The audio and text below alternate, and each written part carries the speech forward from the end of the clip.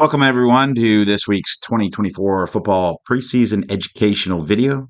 This week, we're going to talk about the numbering exception, specifically on a try or a field goal situation. And so let's get in and let's take a look at the rule first.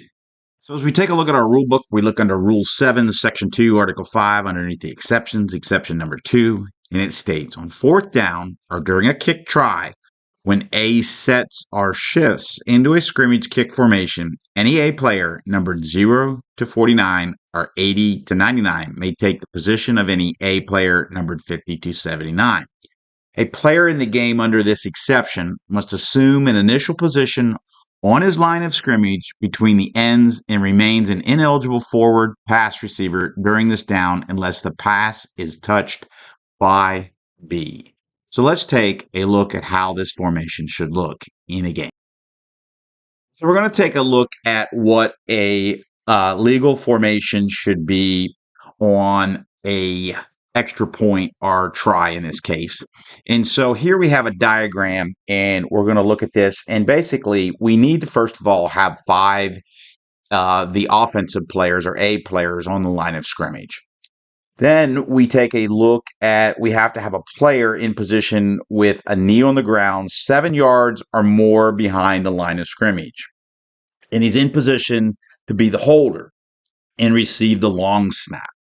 And so here we can see around the 10-yard line, we have that player in position, right about 7 yards in position to receive the long snap.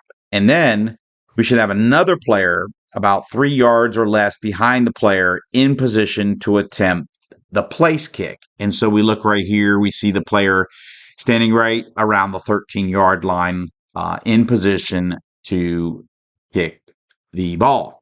So this is a legal formation for a scrimmage kick. In this case, this is a extra point or try. So they meet the requirements here, and this is what we're looking for to be able to have that numbering exception on this extra point. So we're going to take a couple look at some videos now and some plays, scenarios where we may or may not have this legal formation. And we need to be aware of this in our games so that we are monitoring this number exception to make sure teams are compliant and that we are appropriately flagging it when they are not compliant with this formation. So let's get into some formations on this. So in this clip, we're just going to show a clip and demonstrate how a team can come out in this formation, an alternate formation on a point for try, and then shift into a legal formation. Now, I'm not monitoring the numbers here, but let's say they did not have the appropriate numbers on the field, but then they shifted into the formation that they're currently in here when they make the point for try. That is legal. If they stay in the alternate formation, where they're not in a kicking formation, then no, this may not be legal, and we would have to know the numbers. Either way, we need to know the numbers for eligible and ineligible receivers. As we take a second look at this play, the important thing here is that we're monitoring the formation they're in. Are they in a kick formation? Are they not on these extra points? And does the numbering exception apply or does it not? And are they legal with the appropriate numbers? And like I said, in this formation here that they've shifted into, yes, the numbering exception does apply because they are in a kick formation, as we just talked about in the diagram. We have a holder 7 yards deep about, and a place kicker in position. So the numbering exception does apply on this play. The next play here, as it starts, we already have the snap on this play. And as we look at this play, we can see here, as it stop it, we can see the numbers. So we see over here to our left, the group of dark colored jersey players. We have 36, 33, a 70-something, not sure of his last number, 75, 53, and 79.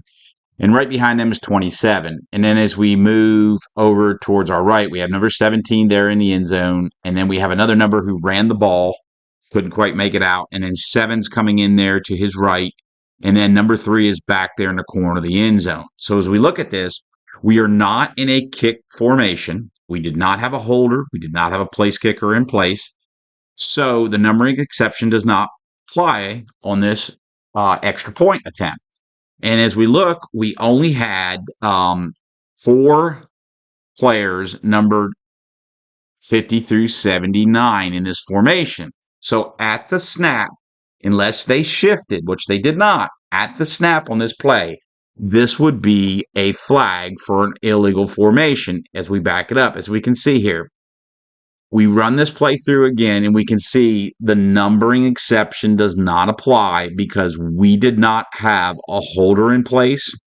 We didn't have a place kicker in place. So they are not lined up in what would be considered a scrimmage kick formation on this point for try or extra point.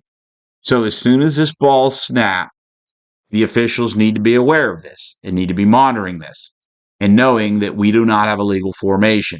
So a flag would be dropped, penalizing them for an illegal formation.